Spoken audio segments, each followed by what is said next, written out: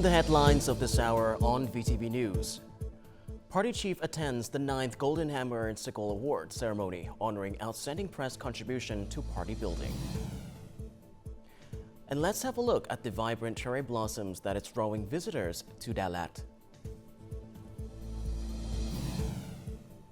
In our world news, Donald Trump inaugurated as the U.S. president.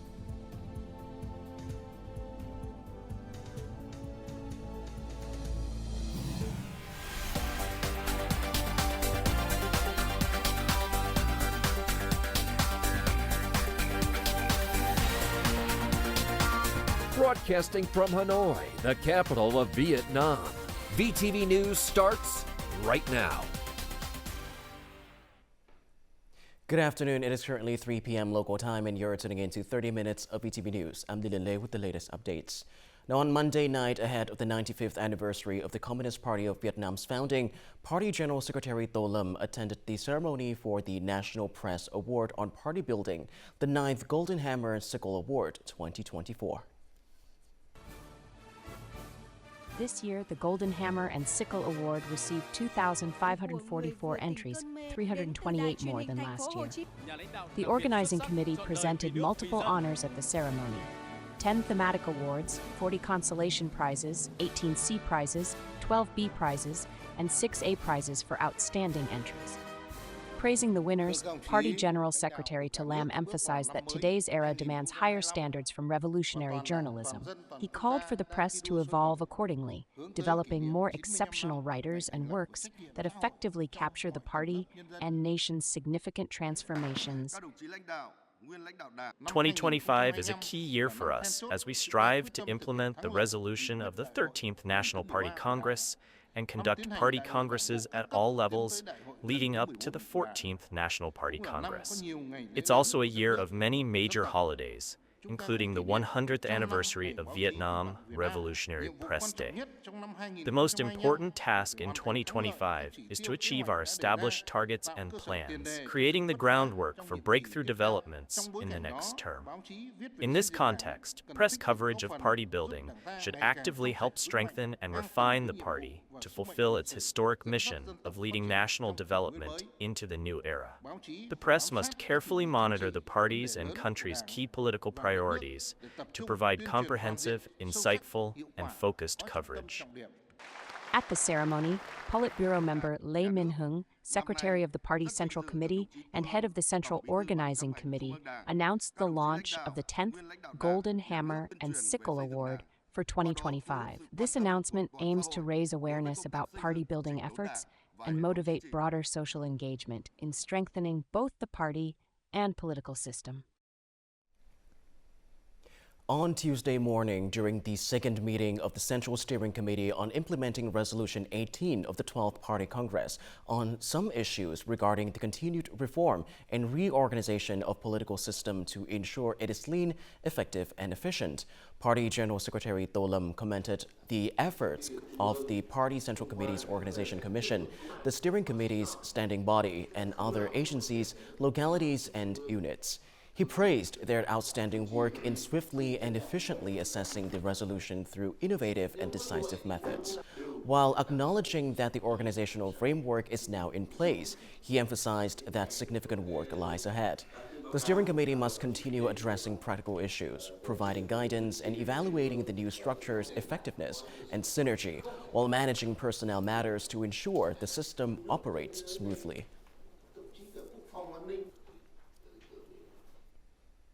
During his official visit to the Czech Republic, Prime Minister Phạm Minh Chính met with Czech President Petr Pavel. The leaders reaffirmed the special relationship between their nations and celebrated the historic upgrade of bilateral ties to a strategic partnership, a milestone coinciding with the 75th anniversary of diplomatic relations. Moving forward, both sides agreed to work toward increasing trade volume to $5 billion and enhancing the exchange of goods. President Pavel also pledged to advocate for swift ratification of the EVIPA agreement by other European countries and to support the European Commission in removing the yellow card on Vietnamese seafood exports. Prime Minister Phạm Minh Chính expressed gratitude and requested continued Czech support for the Vietnamese community residing in the country.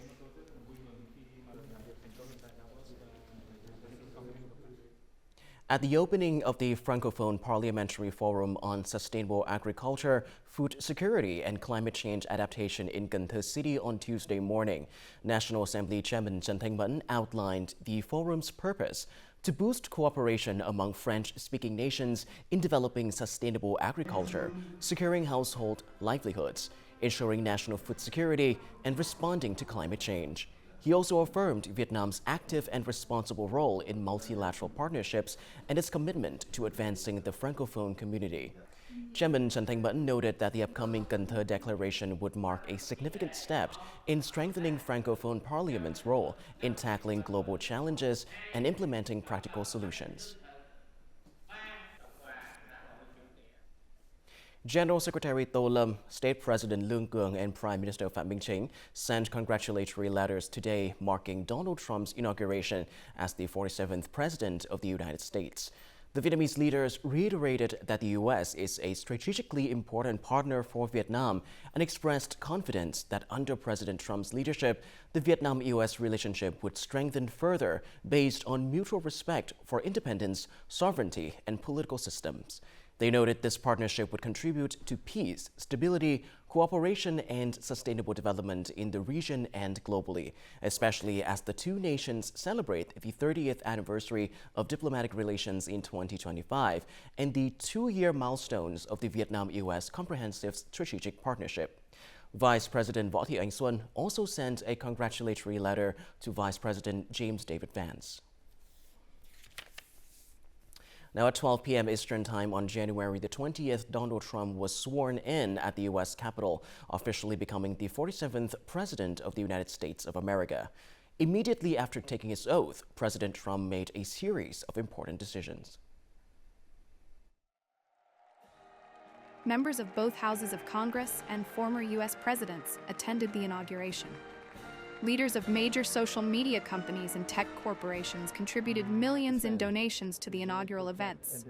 Following the inauguration, President Trump signed multiple executive orders covering immigration and border policy, energy, climate change, and trade tariffs, including a 25% import tax on Canadian and Mexican goods and a 10% increase on Chinese imports. And you're witnessing the dawn of the golden age of America. That's what it's going to be. We're bringing it back. We're going to bring it back fast. We're going to bring it back fast. On his first day as the 47th U.S. president, Donald Trump withdrew from both the Paris Agreement on Climate Change and the World Health Organization, WHO. With Republican majorities in both the Senate and House of Representatives, President Trump holds a strong position to implement his agenda. Ho Chi Minh City is entering the peak of its pre-Tết shopping week, with purchasing power expected to increase by 3 to 4 times compared to previous weeks. Businesses have allocated $316 million to stock essential goods, ensuring prices remain 5% below market rates. This company currently supplies 1 million eggs daily to Ho Chi Minh City's Tet Market and plans to double this volume soon. They maintain sufficient stock and have added more price stabilization points. We have expanded our price stabilization points by 20%, reaching traditional markets and grocery stores, ensuring easy access and preventing local shortages or price hikes. This firm is using e-commerce platforms and live streaming to sell specialty rice through the 28th day of the 12th lunar month, with more than 100 tons of rice prepared for transport. We live stream 16 hours a day, offering vouchers to reduce prices by 20 to 30%, while keeping profit margins stable to promote Vietnamese products at export standards and reasonable prices. Retailers are offering major promotions during the peak pre-Tet shopping week, with essential goods priced 5% lower to encourage the purchase of Vietnamese products. We offer daily discounts of up to 50%, along with buy one get one free promos for various products, driving a 15% increase in purchasing power compared to last year. Businesses have confirmed they will rapidly deploy mobile price stabilization points if any local shortages occur. Severe storms and floods over the past year have devastated flower and ornamental plant growers in key growing regions across the country. Unfavorable weather conditions and high production costs have further impacted the industry. This report comes from several gardens in Hanoi. Every year, Phie mainly grows various types of lilies across this 1.5-hectare area. However, this year, the lily growing area has been reduced by nearly 2/3. Pansies and dahlias have been grown instead. Last year's storm devastated Phie's entire flower garden just before the holiday sales period, causing more than 40,000 USD in damage. With limited capital and expensive seed bulbs, Phie's tep flower crop now covers only 0.6 hectares of lilies. After the storm, material prices increased. Lily seeds increased by 2,000 to 3,000 VND bulb. The price of lily varieties will increase by about 10,000 VND. Storm Yagi also caused heavy damage to peach and kumquat growing areas. Despite being able to recover production, Duan and many other garden owners had to import kumquat seedlings and raw materials at high prices. This year, people are purchasing flowers earlier. Last year, the purchasing power was very low, only about 20%. But this year, the purchasing power has increased. My garden has sold 40% of its stock. The supply of flowers and ornamental plants for Tet will be sufficient. We are also organizing 70 locations for spring flower sales and fairs to serve the public during the holiday. Gardeners and flower shops have partnered with other regions to import various flowers, including chrysanthemums, wallflowers, azaleas, and gerberas. Additional imported flowers will help diversify the offerings for the 2025 Lunar New Year market. Before we move on, let's have a look at the exchange rates between the Vietnam Đồng and some world currencies in today's market.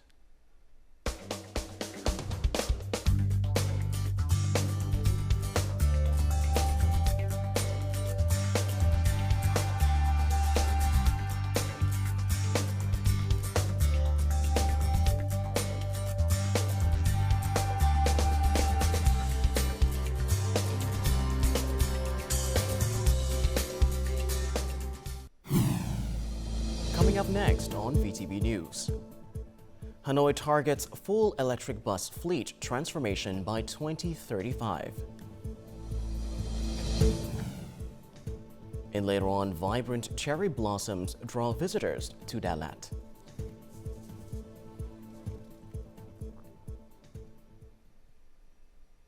Welcome back to VTV News Live. Now on to other important updates. On Tuesday morning, the air quality in Hanoi and several northern provinces remained severely poor. The Environmental Pollution Control Department reported that air quality indices in Hanoi, Thái Nguyên, Hà Nam, Hưng Yên, Bắc Giang, and Hải Dương reached the purple zone, indicating hazardous pollution level. Thái Bình fared marginally better, registering one level below the hazardous threshold. Air pollution continues to be a serious issue for Hanoi, where the annual average concentration of PM 2.5 particles exceeds the national safety standard by nearly twofold. Health authorities advise residents to stay indoors with windows closed and air purifiers running. If outdoor activities are necessary, face masks must be worn. Hanoi aims to convert all buses in the area to green energy by 2035. This ambitious goal faces significant challenges, including high investment costs for electric buses and insufficient power infrastructure and charging station. The implementing unit invested tens of billions of VND to ensure adequate transformer systems and charging stations for 46 new electric buses. Each electric bus costs more than double a traditional bus, and there are no established technical standards or pricing guidelines yet for medium and small electric buses.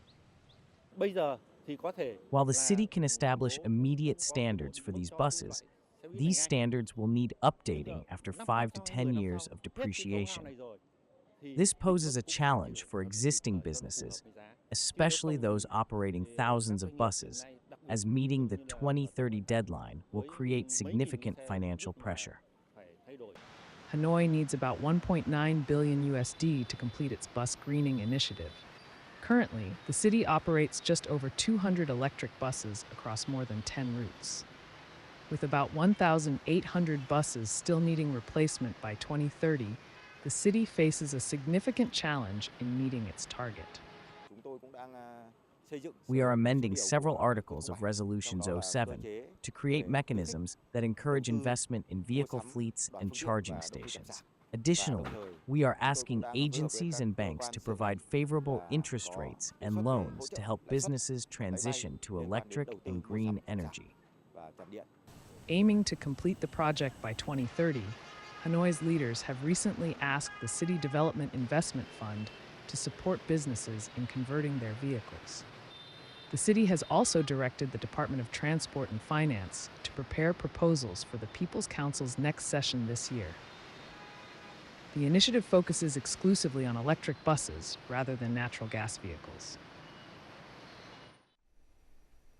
Quảng Bình Province has completed the handover of all land needed for the North-South Expressway project for the period from 2021 to 2025 that passes through the province.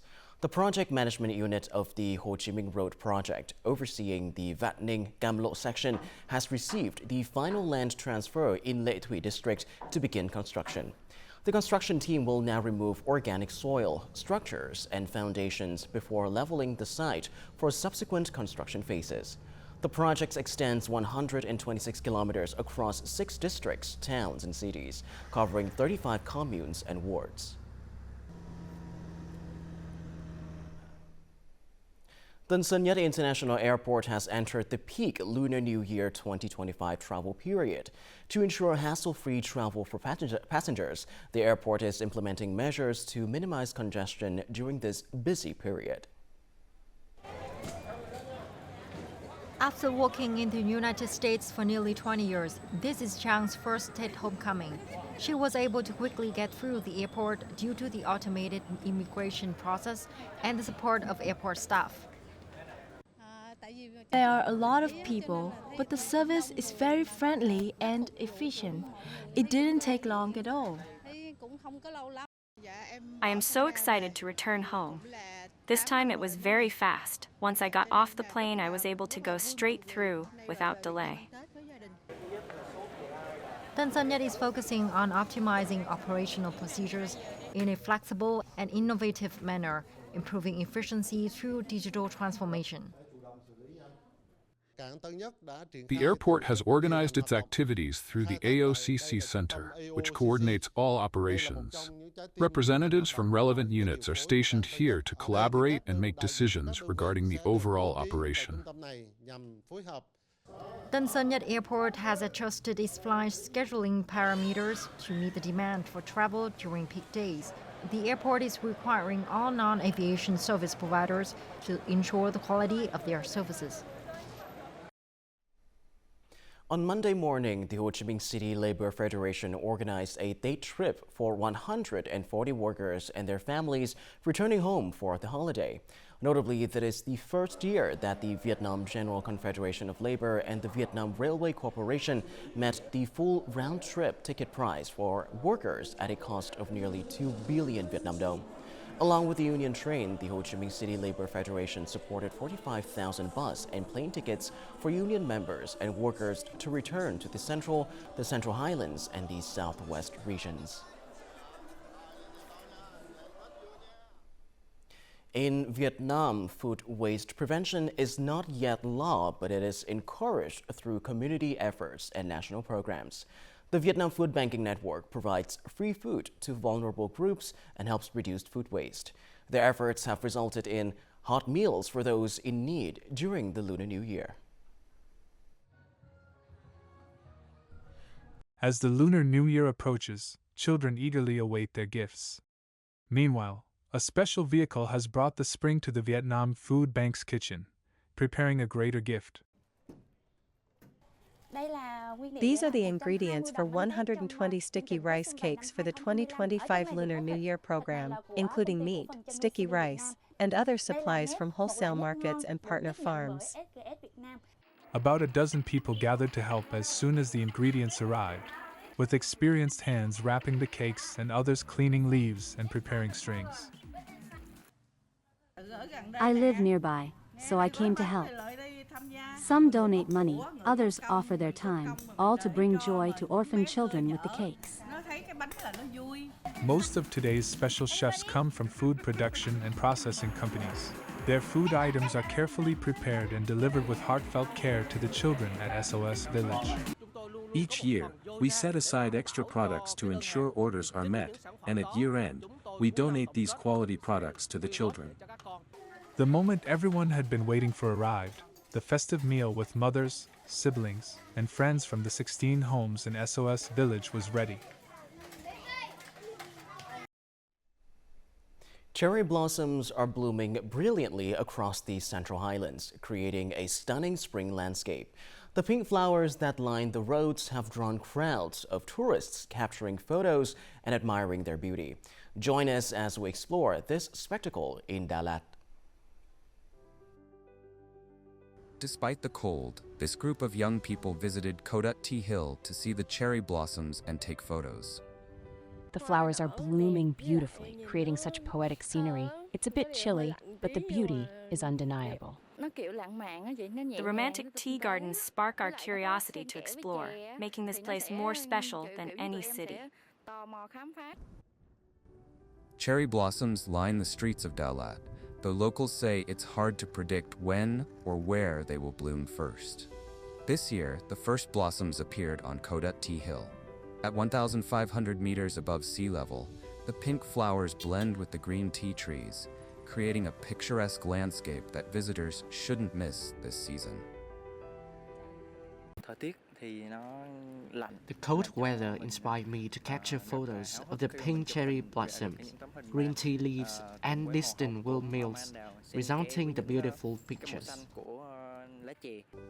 Dalat is known as the City of 1,000 Flowers. Though its cherry blossoms display a subtle pink hue compared to other blooms, these delicate flowers are eagerly awaited by many, heralding the arrival of spring.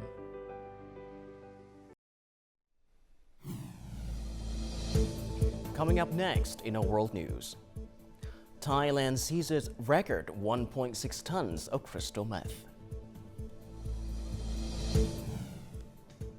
And later on, nuclear power industry needs $120 billion a year by 2030. Now moving on to our world news, Thai authorities intercepted 1.6 tons of crystal methamphetamine in a record seizure of the illegal drug, senior narcotics officials announced on Monday. According to Phanurat Lukabun, Secretary General of the Office of the Narcotic Control Board, authorities discovered the crystal meth hidden in cotton rolls at a warehouse. This seizure marks Thailand's largest ever methamphetamine bust. Thai province reported that the 33 bales of cotton containing methamphetamine originated from an African country and were bound for India. After the shipment was denied entry, the sender contacted a Thai woman in Bangkok to arrange temporary storage before redirecting the bales to another country. The woman, whose identity remains undisclosed, rented an empty warehouse to store the cotton bales. Police have arrested 5 people, including the woman who rented the warehouse. Acting President Choi Sang-mok has ordered relevant agencies to take emergency environmental measures as ultrafine dust warnings have been issued for parts of the country. The acting president has instructed the Ministry of Environment and provincial governments, among others, to take actions to reduce dust, requiring high-emission facilities and construction sites to adjust or reduce operating hours to protect workers. He also ordered that the public be informed of the measures. The controls, which will be implemented for the first time in about a year, will be in effect from 6 a.m. to 9 p.m. on January the 21st.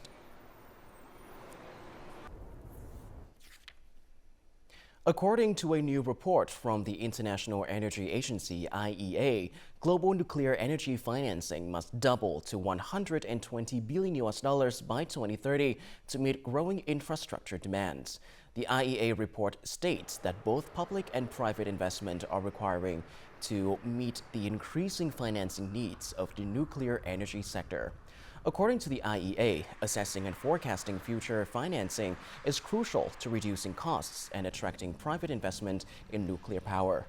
With 63 nuclear reactors currently under construction, global nuclear power generation is expected to reach a record high in 2025, accounting for nearly 10% of the global total.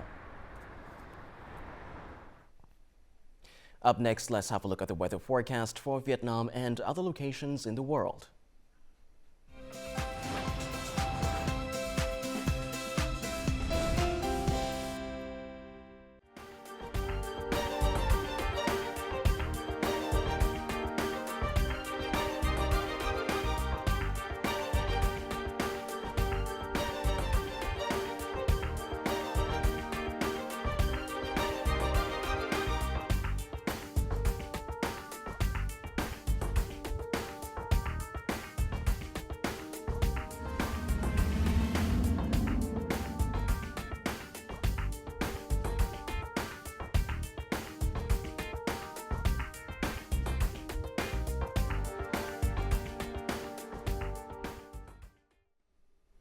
And that is all that we have for this hour on VTV News. To rewatch our program, you can visit our website or YouTube channel or download a mobile app VTVgo for more. Thank you for watching, and goodbye for now.